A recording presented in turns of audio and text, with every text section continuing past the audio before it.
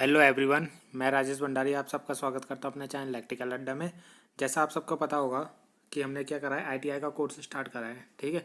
जिस पे हम आईटीआई का जो पूरा सिलेबस है वो कंप्लीट कराएंगे, जिसमें फर्स्ट ईयर का और सेकेंड ईयर की जो क्लास है वो अलग अलग चल रही है, ठीक है। तो आज जो वीडियो होगी आपकी फर्स्ट ईयर पे होगी, जिसमें आज हम जो स्टार्ट करेंगे कैपेसिटर या कंडेंसर, ठीक है। उस पर ये वीडियो होगी आपका। जो ये चैप्टर चल रहा था हमारा इलेक्ट्रोस्टैटिक्स तथा कैपेसिटेंस, तो इलेक्ट्रोस्टैटिक्स हमने पिछली वीडियो में पढ़ लिया था। आज हम कैपेसिटर या कंडेंसर के बारे में पढ़ेंगे, ठीक है। तो जिसमें जो हम इस बुक से पढ़ रहे हैं, ठीक है, रॉयल की बुक है। तो अब हम इसको स्टार्ट करते हैं।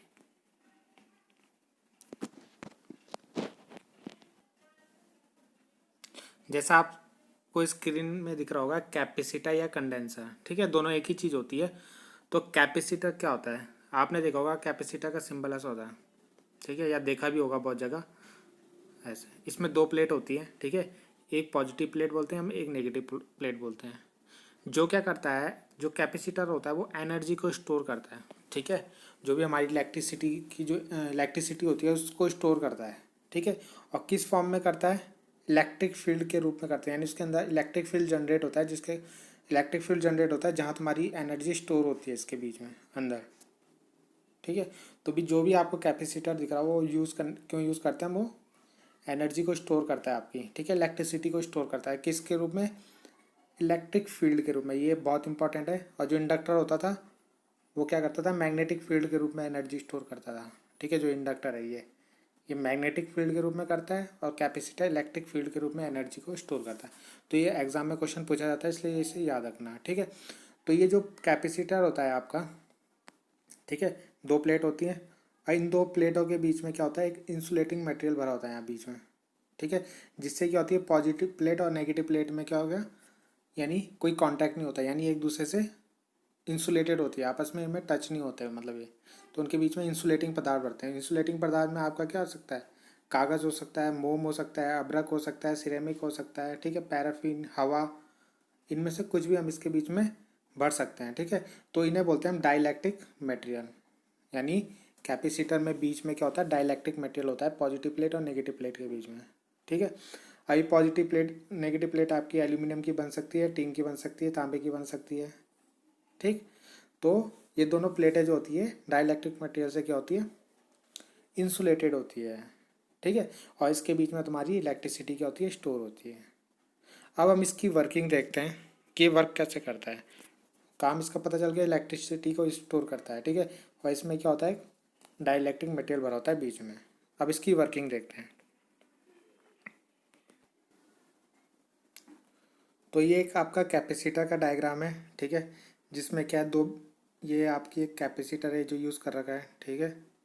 ये जिसको एक बैटरी से कनेक्ट कर रखा है, ऐसे दिख रहा होगा आपको, ठीक। ये बीच में स्विच लगा रखा है, इसको कनेक्ट कर रखा है, ठीक है। ये बैटरी का पॉजिटिव टर्मिनल है और ये नेगेटिव टर्मिनल है, ठीक है। तो क्या करते हैं हम, ये स्टोर कैसे करता है एनर्जी को, ये देखते हैं हम। जब यहाँ पे हम स्विच को ऑन करते हैं ना, तो यहाँ से क्या होता है, ये जो प्लेट होती है पॉजिटिव से कनेक्ट हो जाती है, ये वाली नेगेटिव से कनेक्ट हो जाती है, ठीक है। तो अब क्या होता है, तुम्हारा जो पॉजिटिव प्लेट होता है, पॉजिटिव प्लेट से जितने भी इलेक्ट्रॉन होते हैं उनको अपनी ओर खींचता है ऐसे, ठीक है।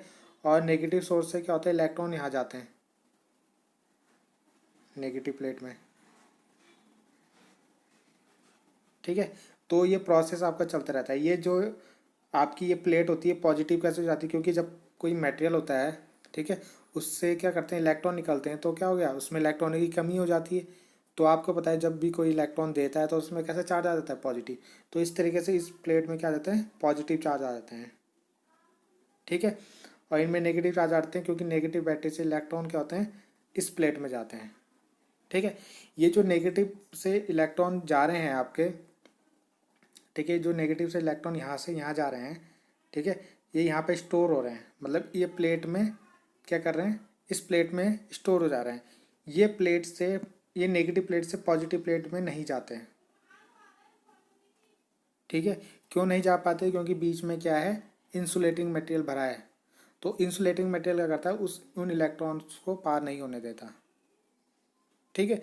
तो इस तरीके से ये इलेक्ट्रॉन इस पे जाते रहते हैं, ठीक है, और ये जो बैटरी होती है आपकी स्टोर हो जाती है। यानी जब क्या होता है इसमें ये प्रोसेस चलता रहता है तो क्या होता है इसके बीच में क्या होता है पोटेंशियल डिफरेंस जनरेट हो जाता है। यानी जितनी हम वोल्टेज अप्लाई कर रहे हैं उतना का पोटेंशियल डिफरेंस इन दोनों प्लेटों के बीच में जनरेट हो जाता है, जिससे क्या होता है इलेक्ट्रिक फील्ड जनरेट हो जाता है आपका, ठीक है। इलेक्ट्रिक फील्ड दोनों प्लेटों के बीच में जनरेट हो जाता है, ठीक है। तो जितनी भी यहाँ पे आपकी इलेक्ट्रिसिटी है वो इसके अंदर स्टोर हो जाती है इलेक्ट्रिक फील्ड के रूप में। जब इलेक्ट्रिक फील्ड उसके अंदर जनरेट हो गया इन दो प्लेटों के बीच में, ठीक है, तो वहाँ पे क्या हो जाता है इलेक्ट्रिक फील्ड के रूप में आपकी एनर्जी स्टोर होने लग जाती है, ठीक है, और वो आपकी स्टोर हो जाती है, ठीक। तो इतना आपको समझ में आ गया होगा, ठीक है। तो ये जो क्या होता है पॉजिटिव प्लेट से क्या होता है इलेक्ट्रॉन जाते हैं, ठीक है, तो ये पूरी प्लेट पॉजिटिव बन जाती है और यहाँ से नेगेटिव इलेक्ट्रॉन आते हैं तो ये बैटरी पूरी नेगेटिव बन जाती है, ठीक है। तो ये वाले जो टर्मिनल है कैपेसिटर का ये नेगेटिव हो जाता है पूरा, जिसके कारण क्या होता है इसके अंदर एक पोटेंशियल जनरेट होता है, ठीक है। पोटेंशियल जनरेट होता है तो इसमें एक इलेक्ट्रिक फील्ड जनरेट होता है, इसके अंदर एक ऐसा इलेक्ट्रिक फील्ड जनरेट होता है, ठीक है। तो जो होता है उसमें क्या होता है आपकी इलेक्ट्रिसिटी स्टोर होती है इलेक्ट्रिक फील्ड के रूप में। इसके अंदर जो इलेक्ट्रिक फील्ड जनरेट हो रहा है उसकी फॉर्म में क्या होता है यहाँ पे इलेक्ट्रिसिटी स्टोर हो जाती है, ठीक है। उसके बाद जब हम क्या करते हैं इस कैपेसिटर को मान लो हम किसी लोड से लगाते हैं, ठीक है, मान लो ये पॉजिटिव प्लेट है ये नेगेटिव प्लेट है, तो इसको जैसे हम किसी लोड से लगाते हैं, मान लो इसको मैंने किसी बल्ब से लगा लिया, ठीक है, तो इसमें क्या होता है आपका जो ये चार्ज स्टोर है वो इसके अंदर फ्लो होने लग जाता है, ठीक है, क्या ना इस सर्किट से फ्लो होने लग जाता है जितना भी चार्ज स्टोर हुआ, और धीरे धीरे ये जो इसमें ये जो प्लेट पॉजिटिव बनी थी ये जो प्लेट नेगेटिव बनी थी इसके इस चार्ज क्या हो जाते हैं ख़त्म हो जाते हैं, ठीक है। तब आपकी बैटरी क्या हो जाती है डिस्चार्ज हो जाती है, जब इनमें ये पोटेंशियल डिफरेंस जो इलेक्ट्रिक फील्ड है वो ख़त्म हो जाता है पूरा, तो आपकी बैटरी जो हो जाती है डिस्चार्ज हो जाती है, या कैपेसिटर बैटरी नहीं कैपेसिटर जो होता है पूरा डिस्चार्ज हो जाता है, ठीक है। तो पॉजिटिव से नेगेटिव की तरफ आपकी क्या होती है करंट ऐसे फ्लो होती है इसमें, ठीक है, और इलेक्ट्रॉन नेगेटिव से ऐसे चलते रहते हैं इसमें, ठीक है। क्योंकि जो पॉजिटिव वाले हैं ये नेगेटिव इलेक्ट्रॉन को अपनी ओर आकर्षित करते हैं तो इलेक्ट्रॉन ऐसे चलते रहते हैं इसमें, ठीक है। इलेक्ट्रॉन चलते रहते हैं तो यहाँ इलेक्ट्रॉन की कमी हो जाती है और यहाँ जितने पॉजिटिव थे वो सब नेगेटिव बन जाते हैं, मतलब ख़त्म हो जाते हैं, नेगेटिव नहीं बनते ख़त्म हो जाते हैं, जिससे क्या होता है यहाँ पे जितने भी प्लेट में पॉजिटिव और नेगेटिव बने थे वो सब खत्म हो जाते हैं और क्या हो जाता है आपकी बैटरी जो आपका कंडेंसर है वो डिस्चार्ज हो जाता है, ठीक है। यानी उसके अंदर का जितना चार्ज हो खत्म हो जाता है। फिर से अगर हमें इसे चार्ज करना है तो फिर से इसको हमें सप्लाई से कनेक्ट करना होगा। तो ये वर्किंग है आपकी कैपेसिटर की। नेक्स्ट हम देखते हैं इसमें कैपेसिटेंस। आई होप आपको इसकी वर्किंग समझ में आ गई होगी अच्छे से। तो अब देखते हैं कैपेसिटेंस। अब देखते हैं कैपेसिटेंस क्या होता है, ठीक है। तो कैपेसिटेंस कुछ नहीं होता, आपने कैपेसिटर पढ़ लिया। तो कैपेसिटर अपने अंदर कितना चार्ज स्टोर कर सकता है वो उसकी कैपेसिटेंस होगा, ठीक है। कोई भी कैपेसिटर अपने अंदर कितना चार्ज को स्टोर कर सकता है वो उसकी कैपेसिटेंस कहलाती है, ठीक है। उसकी क्षमता जो होगी कितना वो चार्ज अपने अंदर स्टोर कर सकता है ये कैपेसिटर, वो उसकी क्या हो गया कैपेसिटेंस हो गई। ये कितना चार्ज अपने अंदर स्टोर कर सकता है वो उसकी कैपेसिटेंस होगी, ठीक है। तो किसी भी कैपेसिटर की कैपेसिटेंस इसकी बिजली ऊर्जा को भंडारण स्टोर करने की क्षमता को प्रकट करता है, ठीक है। तो इसका फॉर्मूला होता है Q C equal to Q upon V. Q यानी कूलाम, अभी यानी वोल्टेज, ठीक है। तो ये सी जो होता है कैपेसिटेंस कहलाता है। सी इक्वल टू सी की वैल्यू जो होती है कैपेसिटेंस, तो ये डिपेंड करता है कि कितना क्यू हमने उसको दिया और कितना उसको वोल्टेज अप्लाई किया, ठीक है। उन दोनों के रेशियो को कैपेसिटेंस कहते हैं। तो ये फॉर्मूला बहुत ही ज़्यादा इंपॉर्टेंट है, इसमें आपके न्यूमेरिकल आते हैं एग्ज़ाम में, ठीक है। और ये फॉर्मूला भी कभी कभी पूछ लेता है तो इसको आपको ज़रूर याद रखना है, ठीक। यूनिट क्या हो जाएगी इसकी कैपेसिटेंस की, आवेश की जो क्यू होता है आवेश उसकी होती है कूलाम, और वोल्टेज की होती है वोल्ट, तो कूलाम पर वोल्ट हो जाएगी इसकी यूनिट, ठीक। तो आप जो कैपेसिटेंस होता है आपका ये भी होती है, ठीक है। नेक्स्ट हम देखते हैं इसमें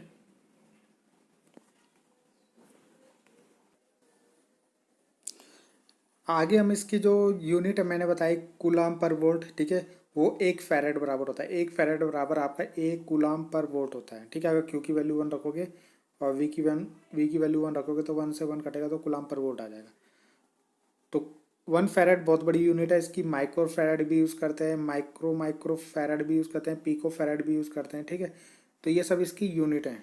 तो इनको आपको याद करना होगा, जो भी क्वेश्चन में दिया होगा वो कैपेसिटर जो आते हैं ज़्यादातर फैराड में उनकी वैल्यू लिखी होती है, ठीक है। तो आपको याद पता होना चाहिए। 1 माइक्रो फैराड बराबर होता है 10⁻⁻⁶ फैराड। 1 माइक्रो फैराड बराबर 1 पिको फैराड बराबर होता है 10⁻⁻12 फैराड, ठीक है। ये दोनों बराबर होते हैं आपका।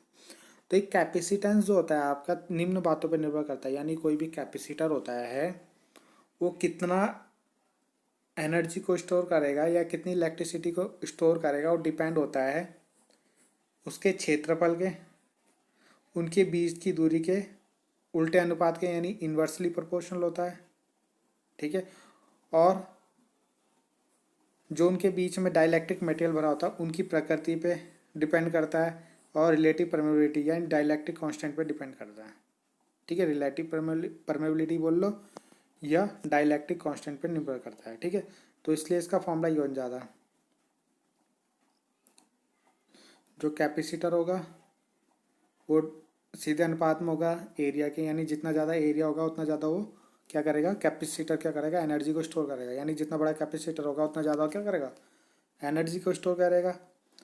और जितना उनके बीच की जो प्लेट होती है उनकी बीच की दूरी जितनी कम होगी उतना ज़्यादा कैपेसिटेंस होगा, ठीक है। तो इन दोनों प्लेट के बीच की दूरी जितनी कम होगी उतना ज़्यादा वो एनर्जी को स्टोर करेगा आपका, ठीक है। और जो उनके बीच में डाइलेक्ट्रिक मटेरियल भरा था उस पर भी डिपेंड होता है वो किस प्रकृति का है, ठीक है। और अगर वो कम प्रवृत्ति का है तो जल्दी ख़राब हो जाएगा, अगर ज़्यादा प्रवृत्ति का है तो वो ज़्यादा स्टोर कर सकता है। रिलेटिव परमेबिलिटी ER पे डिपेंड करता है, ठीक है। तो ये मैंने आपको पहले पढ़ा दिया था, ठीक है। रिलेटिव परमेबिलिटी क्या होती है, और आपकी वायु डाइलेक्ट्रिक कांस्टेंट क्या होता है आपका, ठीक है।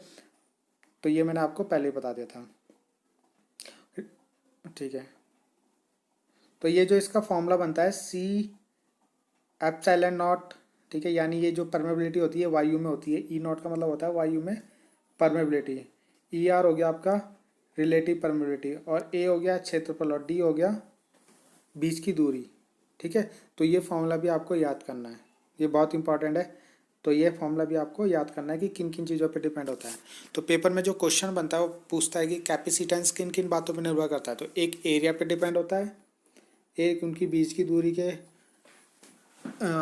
इन्वर्सली प्रोपोर्शनल होता है, और तीसरा उनकी प्रकृति पर डिपेंड करता है कि उसके अंदर जो हमने मटेरियल यूज़ कर रखा है डाइलेक्ट्रिक मटेरियल वो किस तरीके का है, ठीक है। और रिलेटिव परमेबिलिटी पे डिपेंड होता है। तो ये 4 चीज़ों को आपको याद रखना है, इसको नोट कर लेना अगर आपको ढंग से इसको अगर याद रखना है, ठीक है। क्योंकि अगर आपने अभी पढ़ाया है तो थोड़ी देर बाद इसको भूल जाओगे, ठीक है। तो इसको पहले नोट कर लेना कहीं पे, ठीक। अब हम इसके एक दो न्यूमेरिकल देखते हैं, इंपॉर्टेंट है न्यूमेरिकल।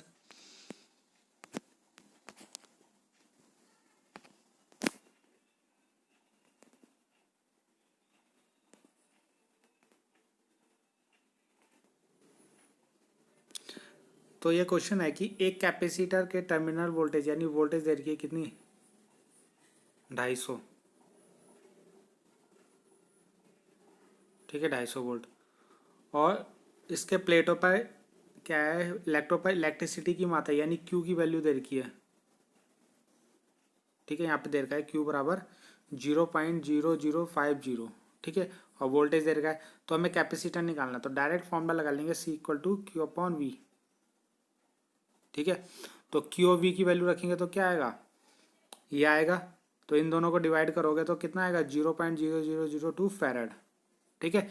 और इसको माइक्रो फैरड में बदलना है, क्योंकि माइक्रो फैरड में बदलना है तो क्या करेंगे 10⁶ से इससे मल्टीप्लाई कर देंगे। तो ये बन गया 20 माइक्रो फैरड आपका, ठीक है। तो ये 20 माइक्रो फैरड बन गया। फैरड में है 10⁶ की मल्टीप्लाई करेंगे माइक्रो फैरड में बदलने के लिए, ठीक है। इतना याद रखना अपना। तो इसको इस तरीके से करेंगे तो आपका आंसर आ जाएगा। 20 माइक्रोफैराड। ठीक है, सिंपल क्वेश्चन होता है, सी अपॉन क्यू फॉर्मूला लगाओ, क्यू की वैल्यू रखो, वी की वैल्यू रखो, उन दोनों को डिवाइड करो। ठीक है, डिवाइड करने पर आंसर ये आपका ये आएगा। ठीक है, 0.0002, और उसको ये फैराड में आएगा, इसको माइक्रो फैराड में बदल दो तो 10⁶ से मल्टीप्लाई कर देना। ठीक है, तो ये 20 माइक्रो फैराड बन जाएगा। ठीक है, 10⁶, यानी ये क्या हो जाएगा, पॉइंट आपका इधर आ जाएगा, ये जो पॉइंट है यहाँ पे ये पीछे चल जाएगा इसके। ठीक है, 6 अंक बाद, तो ये 1 2 3 4 5, 2 तक 5 है, फिर उसके बाद हम एक जीरो बढ़ा देंगे, इसे 20 लिख देंगे। ठीक है, तो जीरो मिला के 6 हो जाएगा, तो पॉइंट यहाँ लग जाएगा, तो इसलिए इसका इसका आंसर जो आया 20 आया। ठीक, तो नेक्स्ट हम देखते हैं इसमें क्या है।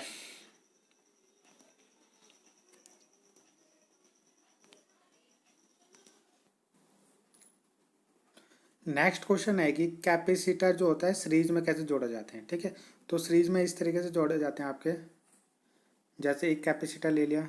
ठीक है, ये कैपेसिटर का पॉजिटिव है, ये नेगेटिव है। ठीक है, तो जो दूसरा कैपेसिटर जुड़ेगा वो उसका जो पॉजिटिव होगा उस वाले के नेगेटिव से जुड़ जाएगा। ठीक है, और आगे एक कैपेसिटर जुड़ जाएगा, फिर ये नेगेटिव हो गया, फिर अगला जुड़ेगा ऐसे। ठीक है, तो ये पॉजिटिव हो गया, ये नेगेटिव हो गया। ठीक है, तो सीरीज में क्यों बोलते हैं हम इसे, सीरीज में एक सीरीज में हमें पता है एक के बाद एक जुड़ता है। ठीक है, तो यहाँ से हम जितनी भी वोल्टेज अप्लाई करेंगे वी, वो यहाँ पर डिवाइड हो जाएगा, यानी इसके अक्रॉस V1, इसके अक्रॉस V2 और इसके अक्रॉस V3। तो आपको पता है सीरीज में वोल्टेज अलग अलग होता है। ठीक है, मगर यहाँ से जो चार्ज आएगा Q वो सब में सेम जाएगा, इस वाले में Q सेम जाएगा। जैसे हम सीरीज में रेजिस्टेंस वाले में करंट देखते थे, करंट सब में सेम जाती थी, इसमें आवेश सब में जाएगा, इसमें भी Q जाएगा, इसमें भी Q जाएगा, इसमें भी Q ही जाएगा, क्योंकि सब एक के बाद एक लगे हैं, तो वही Q जाएगा समय, तो इसलिए इससे क्या बोलेंगे, सीरीज। तो सीरीज के लिए इसमें फॉर्मूला होता है, सीरीज में जो कैपेसिटेंस को जोड़ने का फॉर्मूला होता है वो ये होता है। ठीक है, जो रेजिस्टेंस में पैरेलल में होता था।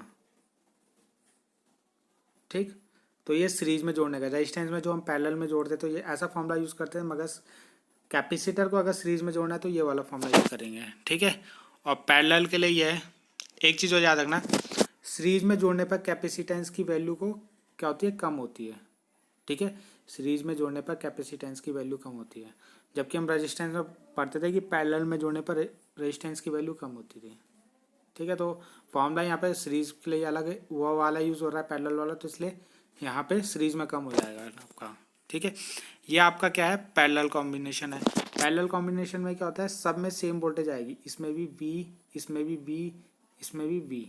ठीक है, और जो Q जाएगा वो सब में अलग अलग जाएगा, जो ये Q होगा यहाँ पे अलग Q जाएगा, इस वाले में अलग Q जाएगा, इसमें अलग Q जाएगा।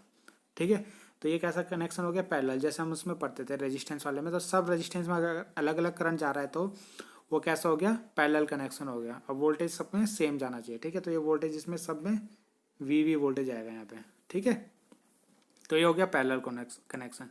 तो पैरेलल कनेक्शन में जोड़ने का फॉर्मूला क्या हो गया आपका, आपको डायरेक्ट फॉर्मूला याद रखना है इसमें। ठीक है, तो डायरेक्ट फॉर्मूला में ये आपको याद रखना है, C इक्वल टू होता है C1 + C2 + C3। ठीक है, इतना केवल आपको याद रखना है। अगर पैरेलल में कैपेसिटेंस जोड़े हैं तो ये वाला फॉर्मूला आपको डायरेक्ट याद रखना है। ठीक है, और ये याद रखना है पैरेलल में जोड़ने पर कैपेसिटेंस बढ़ता है आपका, इसे नोट कर लेना, बहुत ही ज़्यादा इंपॉर्टेंट है ये। ठीक है, सीरीज में जोड़ते हैं तो कम होता है, पैरेलल में जोड़ते हैं तो ज़्यादा होता है कैपेसिटेंस। ठीक है, तो कहने का मतलब है अगर हमें कहीं पे ज़्यादा एनर्जी स्टोर करनी है तो वहाँ पे हम कैसे कनेक्शन करेंगे, पैरेलल, क्योंकि पैरेलल में ज़्यादा कैपेसिटेंस होता है, ज़्यादा स्टोर करता है। अगर हमें कम करना है तो सीरीज में जोड़ना पड़ेगा। ठीक, तो इसके न्यूमेरिकल देखते हैं। न्यूमेरिकल इसके सिंपल है। ठीक है, क्या है, जैसे 3 4 5 5 तीन कैपेसिटर दे के इन्हें सीरीज में जोड़ना है, इनकी क्षमता ज्ञात करो, और पैरेलल में भी जोड़ो, क्षमता ज्ञात करो। तो सीरीज में जोड़ने का फॉर्मूला ये है। ठीक है, ये मैंने आपको बता दिया था। तो देखते हैं इसकी वैल्यू कैसे निकालेंगे। तो क्या करेंगे, C1 की जगह 3 रख देंगे, C2 की जगह 4 रख देंगे, C3 की जगह 5 रख देंगे। ठीक है, फिर इसको सॉल्व करेंगे।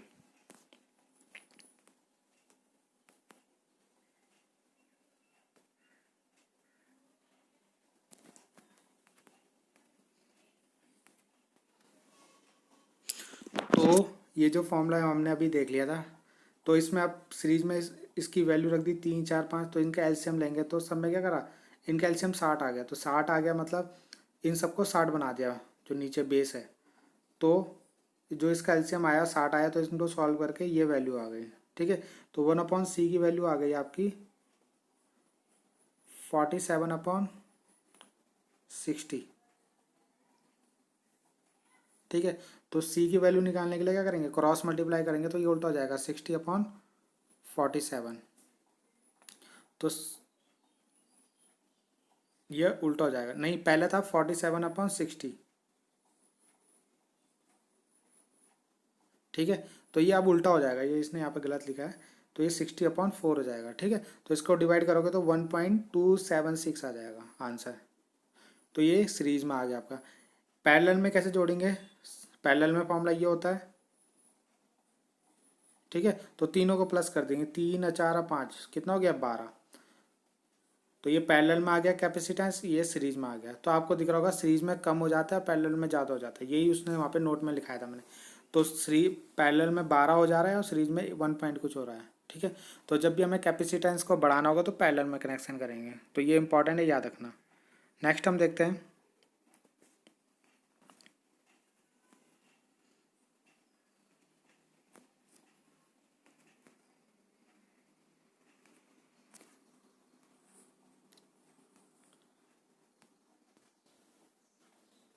नेक्स्ट है कैपेसिटर की किस में, यानी टाइप्स ऑफ कैपेसिटर हमें इसमें पढ़ना पड़ेगा। ठीक है, तो कैपेसिटर बहुत प्रकार के होते हैं तुम्हारे, जिसमें पहला हम पढ़ेंगे फिक्स और वेरिएबल। फिक्स का मतलब जिनकी वैल्यू फिक्स होती है कैपेसिटर की, और वेरिएबल कैपेसिटर जिनकी वैल्यू हम वेरी कर सकते हैं, कम ज़्यादा कर सकते हैं। ठीक है, पहली चीज़ तो ये याद रखनी है।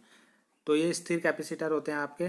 ठीक है, तो स्थिर कैपेसिटर यानी जो ये कैपेसिटर है, फिर इनको आगे डिवाइड किया, इनको दो भागों में डिवाइड किया स्थिर कैपेसिटर वालों को।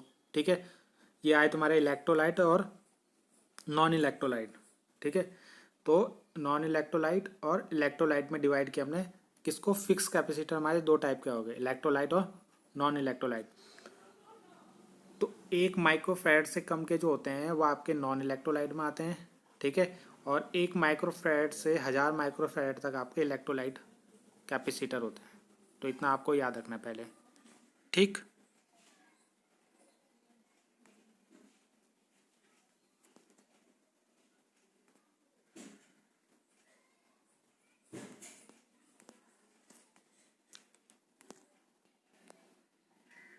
नेक्स्ट इसमें आता है वर्किंग वोल्टेज। तो वर्किंग वोल्टेज जैसे नाम से पता चल रहा है, यानी जहाँ जिस वोल्टेज तक क्या करता है कैपेसिटर काम करता है, वो उसकी वर्किंग वोल्टेज होती है। ठीक है, उससे ज़्यादा अगर हम वोल्टेज देंगे तो वो ख़राब हो जाएगा या लीक हो जाएगा। ठीक है, उसका डाइलेक्ट्रिक जो मटेरियल होता है बीच में ख़राब हो जाता है, तो उसे हम वर्किंग वोल्टेज बोलते हैं। जहाँ तक कोई कैपेसिटर क्या करता है, जिस वोल्टेज तक कैपेसिटर काम करता है, यानी हमने कोई कैपेसिटर बनाया और वो 100 वोल्ट में काम करता है, तो उसकी 100 वोल्ट जो उसकी इसकी वर्किंग वोल्टेज हो गया। अगर 100 से ज़्यादा देंगे, 102 103, तो ख़राब हो जाएगा। ठीक है, तो 100 की क्या हो जाएगी, वर्किंग वोल्टेज हो जाएगी। अब जो हमने कैपेसिटर है वो अलग अलग टाइप में डिवाइड किए हैं। ठीक है, तो कैपेसिटर जो होते हैं उनके बीच में जो हम इंसुलेटिंग मटेरियल भरते हैं ना, उन पे डिपेंड होता है। ठीक है, तो उन्हीं नाम पे इन कैपेसिटरों के नाम भी पड़ते हैं। तो जैसा आपको पहला होगा पेपर कैपेसिटर। तो पेपर कैपेसिटर से पता चल रहा है कि जो दो प्लेट होती है ना, इनके बीच में जो इंसुलेटिंग मटेरियल भरते हैं वो पेपर यूज़ होते हैं। ठीक है, पेपर यूज़ करते हैं। बाकी जो ये प्लेट होती है ये आपकी एल्यूमिनियम या टिन की बनी होती है। ठीक है, और इन प्लेटों को कनेक्ट कर देते हैं कैसे, वायर से। तो इसलिए इसका नाम बन गया पेपर कैपेसिटर। ठीक है, तो नाम से पता चल रहा है इनके बीच में पेपर भरा होगा। ठीक है, और ये जो प्लेट होती है एल्यूमिनियम या टिन की बनी होती है, इसलिए इसका नाम पेपर कैपेसिटर हो गया। जो 600 वोल्ट तक की क्षमता के बनते हैं आपके। ठीक है, और इनकी कैपेसिटी होती है 0.001 माइक्रोफैराड से 1 माइक्रोफैराड तक। ठीक है, और 1600 वोल्ट तक की वोल्टेज सहन कर सकते हैं, यानी इनकी वर्किंग वोल्टेज जो है 1600 वोल्ट तक है। ठीक, कब, जब अगर हम कौन सा पेपर यूज़ करते हैं, Mylar paper. Mylar paper use करते हैं तो 1600 वोल्ट तक इसकी क्षमता हो जाती है। ठीक है,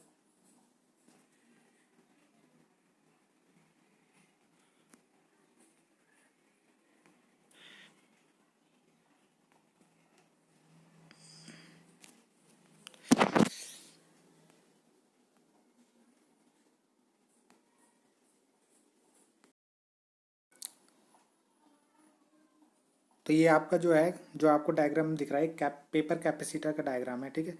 ये इसमें ऊपर और नीचे जो है एल्यूमिनियम की जो प्लेट होती है वो यूज़ कर रखी है और बीच में पेपर यूज़ कर रहा है, ठीक है।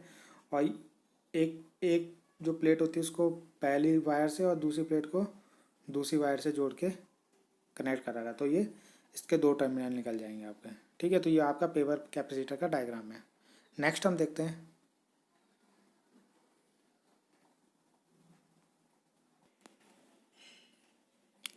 नेक्स्ट इसमें आता है माइका कैपेसिटर, ठीक है।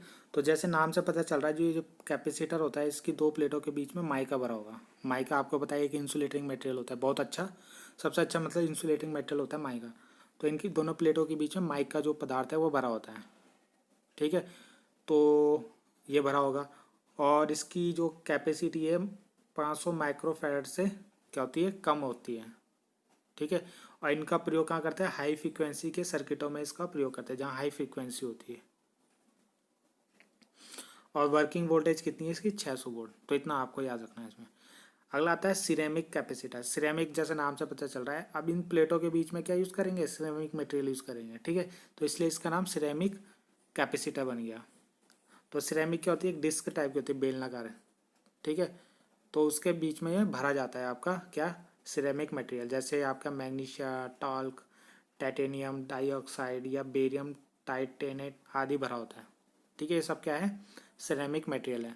तो ये सब भरा, इनमें से कोई सा भी भरा होगा तो ये क्या हो जाएगा, सिरेमिक कैपेसिटर आपका इसका नाम पड़ जाएगा, ठीक है। तो ये 5 माइक्रोफैराड से 0.05 माइक्रोफैराड तक आते हैं, ठीक है। और इसकी जो वर्किंग वोल्टेज होती है, कितना वोल्ट तक ये सहन कर सकता है, तो 10,000 वोल्ट तक ये सहन कर सकता है आपका, ठीक। और यूज़ कहाँ करते हैं इसका भी, हाई फ्रीक्वेंसी जहाँ पे होती है, हाई फ्रीक्वेंसी सर्किट, यानी इलेक्ट्रॉनिक सर्किट होते हैं ना जहाँ हाई फ्रीक्वेंसी के आते हैं, वहाँ पे यूज़ करते हैं। अगला आता है एयर कैपेसिटर। एयर कैपेसिटर में आपको पता चल गया, अब यहाँ पे डाइलेक्ट्रिक मटेरियल में कुछ नहीं होगा, केवल क्या होगी, एयर होगी, ठीक है। तो इसका नाम इसलिए एयर कैपेसिटर बन गया। तो ये बहुत कम कैपेसिटी के बनते हैं, यानी 500 माइक्रोफैराड तक के बनते हैं आपके। और ये हाई वोल्टेज पे आपके काम कर सकते हैं, इतना आपको इसमें याद रखना है, ठीक है। और इसका प्रयोग करते हैं ट्यूनिंग सर्किटों में इसका प्रयोग करते हैं, इतना आपको इसमें याद रखना है एयर कैपेसिटर में। नेक्स्ट हम देखते हैं इसमें, जो मैं इंपॉर्टेंट बता रहा हूँ ना, आप इसको नोट करके इसको याद कर लेना इसमें, ठीक है। कुछ नहीं है, थ्योरेटिकल है, बस आपको इसमें याद करना है। नेक्स्ट हम देखते हैं।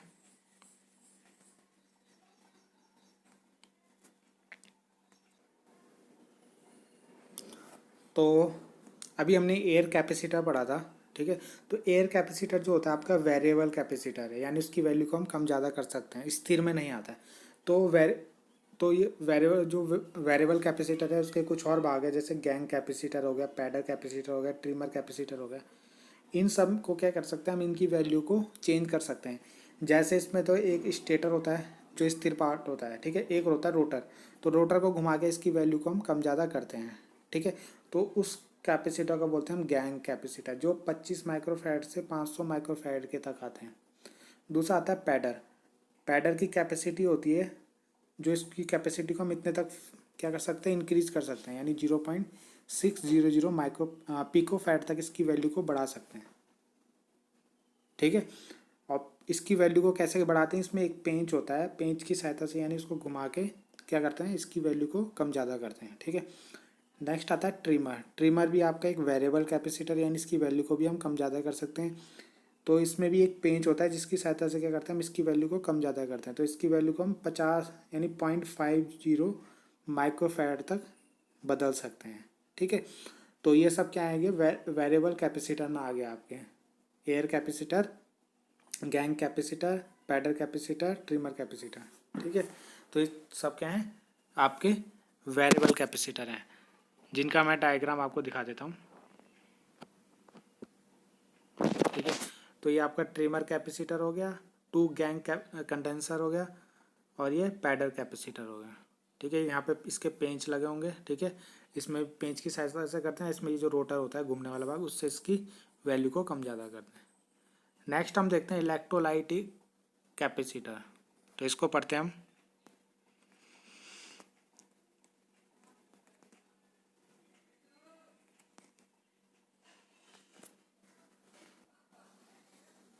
तो जैसा आपको नाम से पता चल रहा होगा इलेक्ट्रोलाइटिक कैपेसिटर, यानी इस जो कैपेसिटर है इसमें दो प्लेटों के बीच में क्या होता है, इलेक्ट्रोलाइट भरा होता है। इलेक्ट्रोलाइट आपको पता होगा सॉल्यूशन यानी घोल भरा होता है, और वो घोल होता है आपका अमोनियम बोरेट या सोडियम फॉस्फेट का घोल होता है। ठीक है, यहाँ पे डाइलेक्ट्रिक मटेरियल यूज़ नहीं करते, जैसे कागज़ हो गया, माइका हो गया, आपका एयर यूज़ नहीं करते।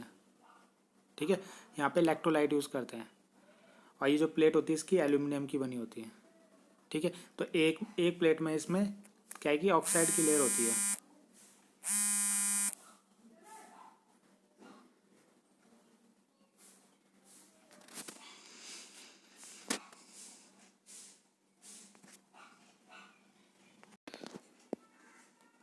तो जैसा आपको क्या है नाम से पता चल रहा होगा इलेक्ट्रोलाइटिक कैपेसिटर, तो यानी इस जो ये कैपेसिटर होता है इसमें इलेक्ट्रोलाइट भरा होता है। ठीक है, इसमें जो दो प्लेट होती है एल्यूमिनियम की होती हैं दोनों, तो इसके बीच में हम क्या करते हैं इलेक्ट्रोलाइट भरते हैं। इलेक्ट्रोलाइट यानी सॉल्यूशन भरते हैं किसका, अमोनियम बोरेट और सोडियम फॉस्फेट का सॉल्यूशन भरते हैं, घोल। ठीक है, इसमें हम कोई डाइलेक्ट्रिक मटेरियल नहीं भरते, जैसे एयर, माइका या पेपर, ये चीज़ें नहीं भरते हैं, सॉल्यूशन भरा होता है इसके अंदर। ठीक है, और इसमें जो ये एल्यूमिनियम की प्लेट होती है एक में क्या है कि ऑक्साइड की लेयर होती है। ठीक है, तो इसमें ये याद रखना, तो इनकी कैपेसिटी अधिक होती है, और इसकी कैपेसिटी क्या है 1000 माइक्रोफैराड तक आसानी से बनाए जा सकते हैं। ठीक है, यानी हाई कैपेसिटी के लिए यूज़ होते हैं और ज़्यादा यूज़ होते हैं आपके ये। ठीक है, और ये याद रखना ये डीसी में केवल यूज़ होते हैं, एसी सप्लाई में यूज़ नहीं करते हैं हमेशा। ठीक है, क्योंकि इनकी जो पोलैरिटी होती है सेम होती, फिक्स होती है, तो पोलैरिटी फिक्स होती है तो इसलिए इसको हमेशा डीसी में यूज़ करते हैं, एसी में यूज़ नहीं करते हैं। ठीक है, क्योंकि घोल जो है उसकी पोलैरिटी हमेशा सेम रहेगी, तो इसलिए हम इसको एसी में यूज़ नहीं कर सकते, डीसी में ये केवल यूज़ होता है। ठीक है, तो ये था आपका इलेक्ट्रोलाइट कैपेसिटर। बाकी ये कैपेसिटर का यूज़ हम क्यों करते हैं, पावर फैक्टर को इंक्रीज़ करने के लिए यूज़ करते हैं। ठीक है, जैसे आपका ट्यूबलाइट होती है तो उसका पावर फैक्टर हमें बढ़ाना है तो वहाँ पे कैपेसिटर यूज़ करते हैं आपका। ठीक है, या फ़ैन में कैपेसिटर पावर फैक्टर बढ़ाने के लिए यूज़ करते हैं। ठीक है, तो पावर फैक्टर बढ़ाने के लिए भी आपका कैपेसिटर यूज़ होता है। ठीक, तो आई होप आपको ये समझ में आ गया होगा जो हमने आज कैपेसिटर के बारे में पढ़ा। तो थैंक यू।